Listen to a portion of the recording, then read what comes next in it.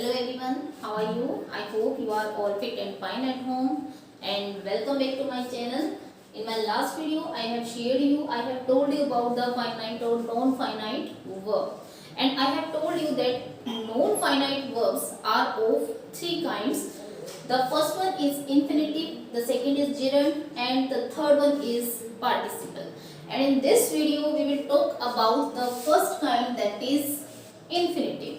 तो आज हम बात करने वाले हैं इसके फर्स्ट काइंड की, और वो हमारा क्या है, इन्फिनिटिव। अब इन्फिनिटिव की जो फॉर्मेशन है वो क्या होगी, to plus first form of verb, यानी जब हम टू के साथ वर्ब की फर्स्ट फॉर्म को यूज करते हैं तो वो हमारा क्या बन जाता है, इन्फिनिटिव। लेकिन हर जगह पर हम वर्ब की फर्स्ट फॉर्म के साथ टू यूज नहीं करते, तो आगे चलकर ये हमारे टू काइंड्स के हैं, with two plus first form, और इन्हें हम बोलते हैं फुल इन्फिनिटिव।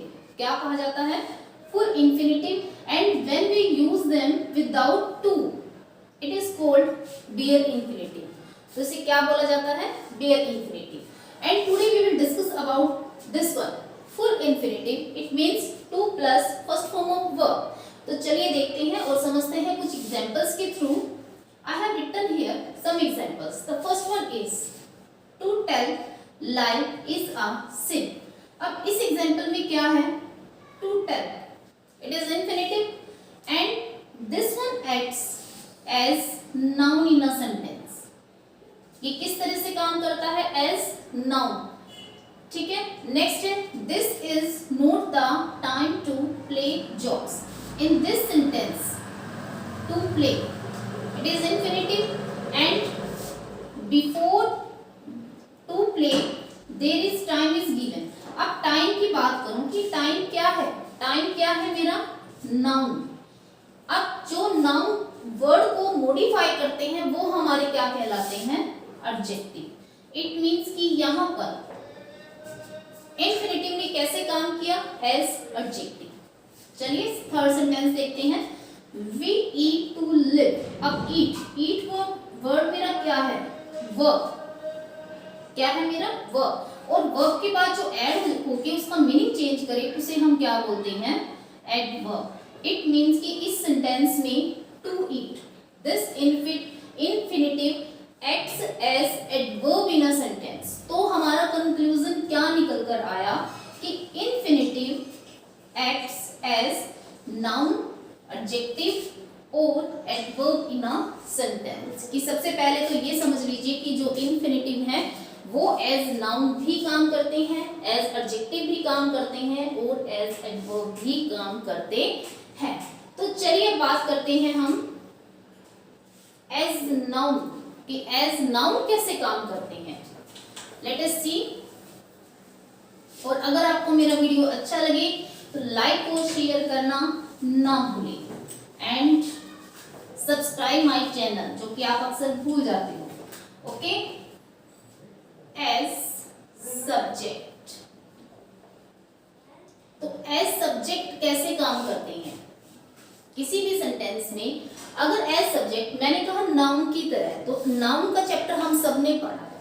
स्टार्टिंग से हम सबसे पहले हम क्या पढ़ते हैं, नाउन।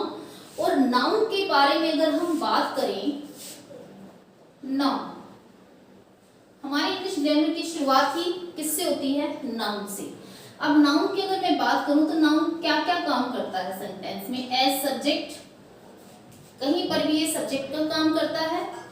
अगर मैं कहूं Mahesh is a tall boy, अब कौन है टॉल बॉय, महेश, तो महेश क्या हुआ, नाउन, ठीक है। सेकंड है ऑब्जेक्ट। अब ये ऑब्जेक्ट की तरह भी काम करता है किसी भी सेंटेंस में, object of a verb. Object की तरह भी ये टू टाइप से काम करता है, object of a verb and object of a preposition. Second है प्रेपोजिशन की तरह से। अब हमने कितने देखे, 3x। Now the last, as complement, किसी भी वर्ब के कॉम्प्लीमेंट की तरह से भी काम करता है। ये किसका था, नाउन का। अब मैंने कहा इन्फिनिटिव एज नाउन भी एक्ट करते हैं, तो अगर मैं यहां से नाउन को हटा दूं और इसकी जगह पर मैंने लिखा इंफिनिटिव, तो ये सारे ही एक्ट किसके बन गए? इंफिनिटिव के। क्या कुछ इजी लगा अब इंफिनिटिव? अगर आप इंफिनिटिव को थोड़ा सा नाउन से रिलेट करके देखेंगे तो ये टॉपिक बहुत इजी है, वेरी इजी टॉपिक। तो इंफिनिटिव, अब इंफिनिटिव को देखिए। फर्स्ट मैंने कहा as subject, as subject in a sentence. For example, to read is my hobby. मैंने कहा कि जो पढ़ना है वो मेरी हॉबी है। क्या है मेरी हॉबी? To read. अब टू रीड यहां पर कैसे एक्ट करता है? As subject, as subject. अभी स्टार्टिंग में एक मैंने क्या लिखा था, एक एग्जाम्पल लिखा था, टू टेल, तो उसमें भी कैसे एक्ट करता है? As noun. एक और देखते हैं, to swim is a good exercise, कि तैरना जो है वो एक अच्छी एक्सरसाइज है। बात किसके बारे में हो रही है? To swim. तो यहां पर ये क्या हुआ? Subject of a sentence. It means they acts as subject in a sentence like noun. तो ये नाउन की तरह काम करते हैं। ठीक है, this one we have completed. Now the second. अब सेकंड क्या था? ऑब्जेक्ट ऑफ अ वर्ब, किसी भी वर्ब के ऑब्जेक्ट के रूप में। For example, I want to read a story book. मैं एक स्टोरी बुक पढ़ना चाहती हूँ। ये मेरा सब्जेक्ट है, I is subject. Want, want, what is want? Verb. Want क्या हुआ? वर्ब हुआ। टू रीड, मैं पढ़ना चाहती हूँ। क्या पढ़ना चाहती हूँ? एक स्टोरी बुक। इट मीन्स कि यहाँ पर ये इसने कैसे काम किया? As object, as object. तो ये भी क्या हुआ? एक ऑब्जेक्ट की तरह से काम किया। एक और एग्जांपल देखते हैं,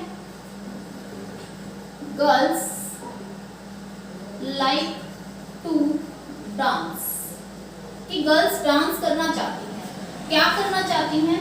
dance. Like, what is like? Verb. And now to dance. To dance क्या है? टू प्लस डांस, वर्ब की फर्स्ट फॉर्म। अब टू के साथ वर्ब की फर्स्ट फॉर्म मिलके क्या बना? पहले तो इंफिनिटिव। अब ये इंफिनिटिव कैसे काम करता है इसमें? As object. और ऑब्जेक्ट किसका?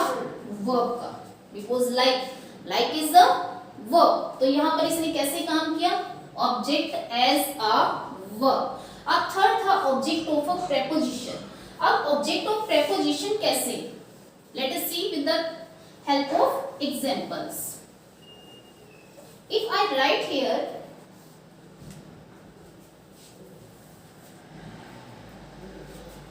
he,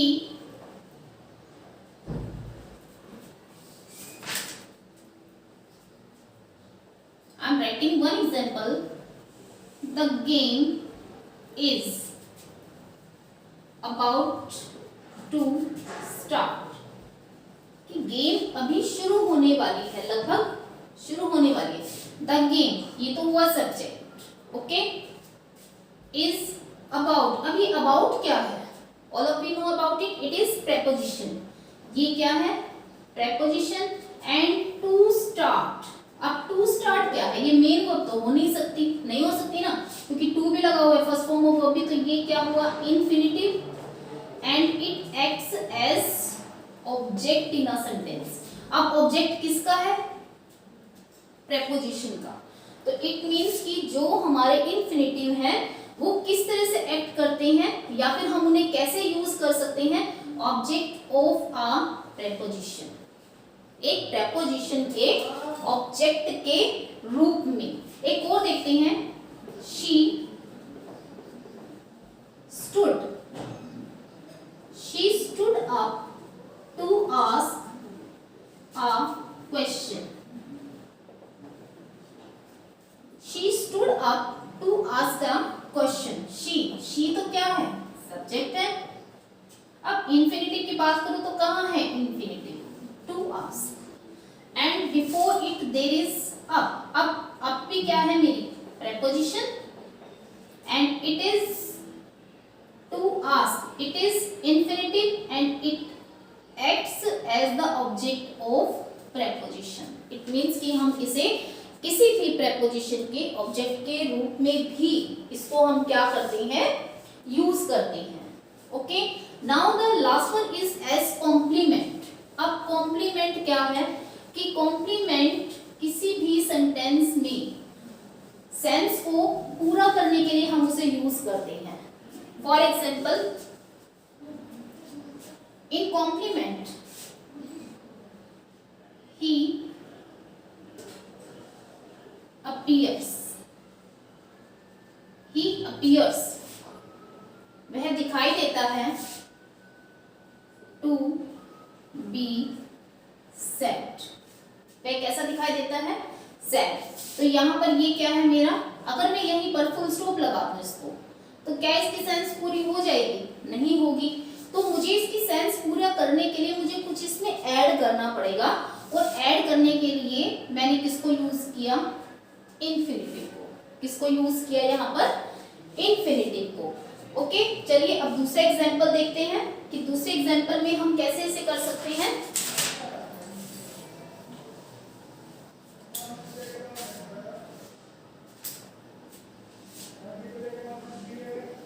My hobby is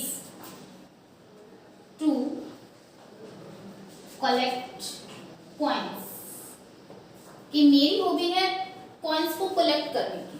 अब यहाँ पर अगर मैं इसके बाद यहाँ पर फुल स्टॉप लगा देती हूँ या इसको मैं हाइड कर देती हूँ, तो क्या आपको इसकी पूरी सेंस मिलती है? आप कहोगे नहीं।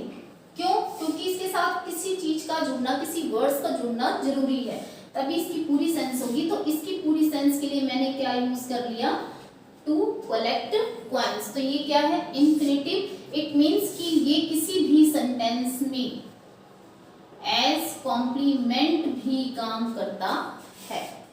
Clear up to here? यही थे हमारे सबके नाउन के रूप में।